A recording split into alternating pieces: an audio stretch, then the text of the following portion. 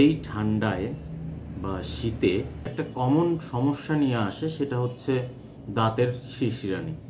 তো এই দাঁতের শিরশিরানি নিয়ে আমি আগে একটা ভিডিও তৈরি করেছি। তারপরও যেহেতু এখন শীতকাল, এই কমন কেসগুলো এখন সব ডেন্টিস্টের কাছে কম বেশি যাচ্ছে। তো এইটার কারণটা হচ্ছে যে দাঁতের ক্ষয়। দাঁত শিরশিরানি হচ্ছে আমাদের দাঁতের যে এনামেলটা আছে, এনামেলটা ক্ষয় হয়ে যাওয়ার কারণে নিচের যে ডেন্টিনটা আছে, ডেন্টিনটা হচ্ছে এক্সপোজ হয়ে যায় এবং সেখান থেকে হচ্ছে গিয়া ডেন্টিনাল যে টিউবুলসগুলো আছে এইগুলো হচ্ছে গিয়া অনেক বেশি সংবেদনশীল, হাইপার সেন্সিটিভ। তো দাঁত ক্ষয়ে যাওয়ার কিছু কারণ হচ্ছে যে এখানে অ্যাট্রেশন আছে, ব্রিক্সিজম আছে, অ্যাব্রেশন আছে, ইরোশন আছে।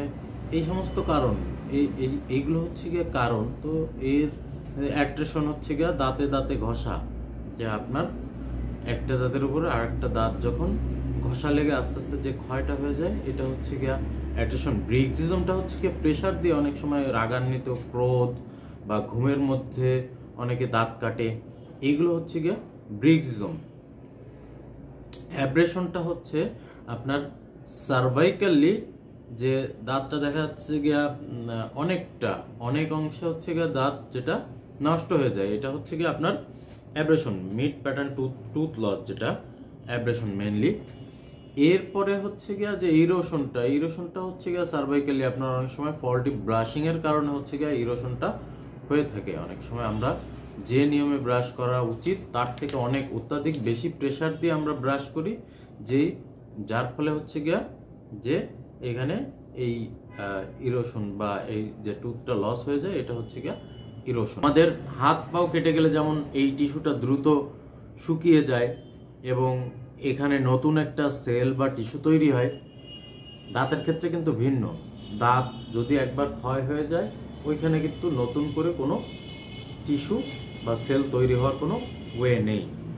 আমাদের হাড় ভেঙে গেলেও কিন্তু হাড় জোড়া লেগে যায় নতুন টিস্যু বা সেল তৈরির মাধ্যমে, কিন্তু দাঁতের ক্ষেত্রে একেবারে সম্পূর্ণ ভিন্ন। এটা কিন্তু আর দ্বিতীয়বার তৈরি হতে পারে না। তো যেটা ক্ষয় হয়ে গেছে ওটা ওইভাবে দেখা যাচ্ছে। এখান থেকে উত্তরণের আরেকটি উপায় হচ্ছে যে আপনার এই যে ঠান্ডা পানিটা অ্যাভয়েড করতে হবে। আপনার যদি ক্যালকুলাস হয়ে থাকে, খুব বেশি পরিমাণে স্কেলিং করে নিতে হবে এবং হচ্ছে গিয়ে নরম ব্রিসেল যুক্ত যে ব্রাশ, এটা ইউজ করতে হবে এবং 2 মিনিট সময় ধরে ব্রাশ করতে হবে। এর বেশি সময় নিয়ে ব্রাশ করা উচিত না।